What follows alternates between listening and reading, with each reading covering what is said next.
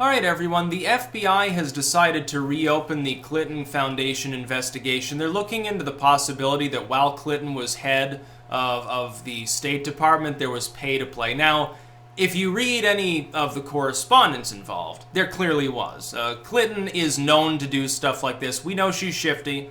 It's self-evident. It is objectively true. The Clintons are crooks. There was pay to play in her State Department.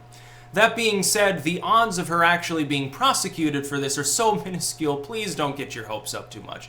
It's just like with Benghazi or the Clinton email server. When the Clinton email server stuff happened, every person on the right got a big dick about it, and they said, well, Clinton's going down this time, we're going to get to see total political chaos.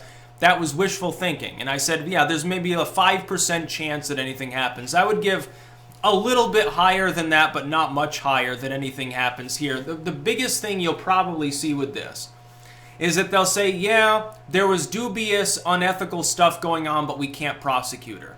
Because Clinton, at the end of the day, is still a 70-year-old woman. If they were to put her in jail, don't you think that that would cause so much social alienation among the Democrats? Among specifically the neo-libs, like the crack the glass ceiling people. Oh, there's a million cracks in the glass ceiling. Don't you think it would cause violence if that were to happen? Does the benefit outweigh the cost in that situation? That's ultimately what the FBI will keep in mind. If the FBI intends to prosecute somebody, ultimately, even if they're not supposed to, they're not legally ordained to do so, it's unethical for them to do so. It's, technically totally unconstitutional for them to do so. Technically, though, they are a respecter of persons. If a person is extremely high profile, has a lot of fans who, have a tendency towards violence anyway, as we see with many of Hillary Clinton's staunch fans, they say that they intend to do violence to people on a regular basis. And sometimes they actually do. They throw rocks, they throw piss bottles, they'll punch somebody for wearing a MAGA hat. They'll threaten people online. They never, by the way, face repercussions for this. Don't you think that with a horde of millions of possibly violent fans, the FBI would take that into account? They'll probably pull a Comey. That is, they'll say, yeah, she should have known better, there were ethical violations, but we can't find any specific malice, so we're going to let him go. It's the Clinton defense. They've already used it for her. They've already bent over backwards. And the FBI apparently is not exactly on the MAGA train, let's face it.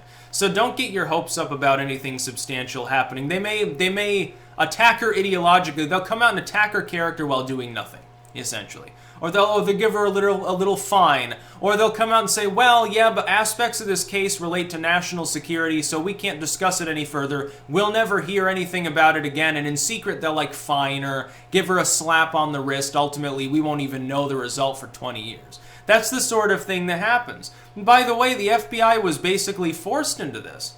Sessions had to get involved, and Sessions only said anything because of a bunch of FOIA requests. So it's obvious Trump didn't want to do anything with regards to this, or he would have done it early on. Now, some people are swearing up and down, well, this time Clinton will actually see justice. No, I don't think so. I just don't. Now, some people also say, well, this is Trump's trump card, literally, pardon the pun. This is Trump's ace in the hole because the deep state is trying to throttle him, so he's getting him to back off by basically threatening their sacred cow, Hillary Clinton. He's gonna collapse them. He's threatening basically to collapse the whole establishment if they try to take him down and impeach him, and he's getting nervous. They're manufacturing evidence, so he's gonna blow them all to bits before they get a chance, or at the very least, he's gonna take them down at the same time, and the whole house of cards basically crumbles into dust. While that would be funny, and it would be funny to see all the crimes of DC exposed, by the way, 99% of everyone in Congress would be in a cell if they were. While that would be funny, I think the deep state, ultimately, if it exists at all in the form that the most pessimistic among people suggest, has the ability to kill anybody that it wants, totally cover its tracks, cover up any crime, so it would be basically useless, because it wouldn't work. Now, maybe I'm wrong. Maybe that 5% comes true, and we're about to see an absolute, a literal, weird soap opera situation play out where everything just falls into total chaos. But you shouldn't want that to happen necessarily, because that chaos in DC trickles down to the general population. You'd see lots of violence among regular people, and those are still human beings, including those that are far left that I deeply disagree with, that want to punch me in the head for voting for Trump or whatever. They're still people, flawed people like anyone else. You know, so some people have said, well, communists aren't people. Well, yeah, they've been brainwashed. Propaganda has a strong impact on the weak-minded, and so, you get hordes of mindless communists sometime. And it can be a big problem. But the FBI is at least investigating, but it's probably just to keep up appearances. Probably like, oh shit, we got too many FOIAs. People know something shifty went on. We better make it look like we're doing something. The other possibility is, what if Trump has his thumb on literally everything? He's basically got a noose around the establishment, like the Mueller stuff is a distraction, this is a distraction. He's like calling the shots, and he's just sitting there chuckling as people think that he's unhinged. They think that he's like demented. That was funny. You remember that time, here, Propaganda 101, you remember that time that Trump attacked Marco Rubio for being too thirsty? Like, Rubio was at that conference and he was like sweating, and so he starts chugging the water. And then Trump, in an offhand moment, it appears, was like doing the same thing, and Rubio was like bemused by it. Their new thing is, oh, Trump grabbed the bottle with both hands. That's an early sign of dementia among the elderly, so Trump is demented. This is evidence that he's crazy and losing his mind. These people are living in a totally different reality from actual reality. That's really what we're dealing with here.